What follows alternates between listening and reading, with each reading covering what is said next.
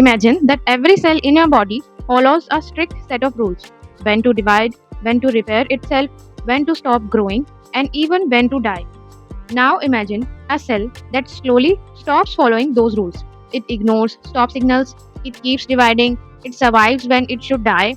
Over time, that single rebellious cell can become cancer. Welcome to Biobot classes. Today, in this video, we will explore how a perfectly normal cell transforms into a dangerous cancer cell and why this process takes years or even decades to occur. Let's begin with the healthy tissue. The human body contains trillions of cells, but they don't function independently. Think of tissues as highly organized societies where every cell follows instructions from genes and signals from neighboring cells. Normal cells divide only when needed. They respond to growth factors, they repair DNA damage, they maintain tissue architecture, and when they become old or damaged, they undergo programmed cell death, also known as apoptosis. This balance between cell division and cell death keeps tissue healthy. Cancer begins when this balance is disrupted. At the center of the story is DNA. Every day, DNA is constantly exposed to damage. Sources include ultraviolet radiation from sunlight, tobacco smoke, environmental chemicals, chronic inflammation, and replication errors during cell division. Fortunately, cells possess sophisticated DNA repair mechanism. Most DNA damage is repaired before it causes harm. However, sometimes mutations escape repair. A single mutation usually is not enough to cause cancer, but as mutations accumulate over time, the risk increases. Cancer is therefore considered a disease of accumulated genetic alteration. To understand cancer development, we need to know about two important groups of genes. The first group is proto-oncogenes.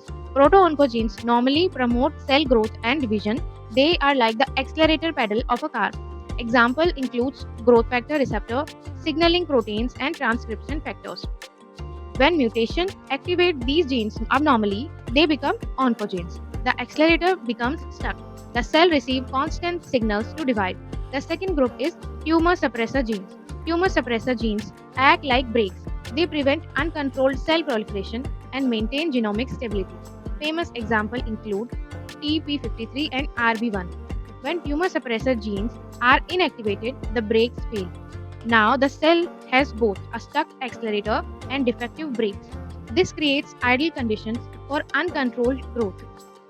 One of the most important proteins in cancer biology is P53. It is often called the guardian of the genome.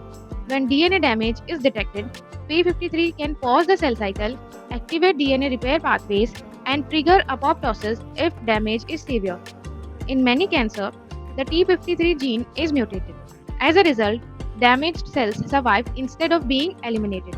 They continue dividing and accumulate even more mutations. This greatly accelerates cancer progression. As mutations accumulate, cells gradually acquire abilities that distinguish them from normal cells. Scientists call these the hallmarks of cancer. Cancer cells learn to sustain proliferative signaling. They continuously stimulate their own growth. They no longer wait for normal instruction. They resist cell death. Apoptosis pathways become defective. Damaged cells that should die continue to survive. Cancer cells also enable replicative immortality. Normal cells have limited division because telomeres gradually shorten. Cancer cells often activate telomerase and become essentially immortal. Another hallmark is angiogenesis. Cancer cells stimulate the formation of new blood vessels. These vessels provide oxygen and nutrients that support continued tumor growth. Finally, cancer cells acquire the ability to invade and metastasize. This is what separates a dangerous malignant tumor from a relatively harmless localized growth. Not every abnormal growth is cancer. Initially mutated cells may form a localized mass. This stage can remain relatively harmless. As additional mutations accumulate, the tumor becomes increasingly aggressive. Cancer cells begin breaking through normal tissue boundaries. They secrete enzymes that degrade the extracellular matrix. They migrate into nearby tissues. Eventually, some cells enter blood vessels or lymphatic vessels. This process is called metastasis. Most cancer-related deaths are not caused by the primary tumor, they result from metastasis. A breast cancer cell, for example, may travel through circulation and establish new tumors in the bone, liver, lung, or brain. The cancer now affects multiple organs simultaneously. Treatment becomes much more challenging. This is why early detection is so important.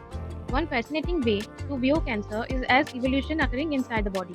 Within a tumor, cells compete with each other. Mutations that improve survival or growth provide an advantage. These cells expand into dominant population. Over time, tumor becomes genetically diverse. The diversity helps explain why cancer can become resistant to treatment. Cancer is not a static disease, it continuously evolves. Cancer does not appear overnight. It begins with a normal cell, a mutation occurs, then another and another. Gradually, the cellular systems that control growth, repair, and death break down. The cell gains the ability to divide uncontrollably, avoid destruction, recruit blood vessels, and spread throughout the body. In essence, the cancer is what happens when the genetic rules that maintain cellular cooperation are lost. Understanding these mechanisms is the foundation of modern cancer biology and the reason why targeted therapies, immunotherapies, and early detection strategies have transformed cancer treatment in recent decades. If you found this explanation helpful, subscribe for more advanced biology content covering molecular biology, genetics, cell signaling, immunology, and disease mechanism. And in the next video, we will explore how cancer treatments actually target these cellular pathways and why some tumors develop drug resistance. Thank you for watching. I'll see you in the next video.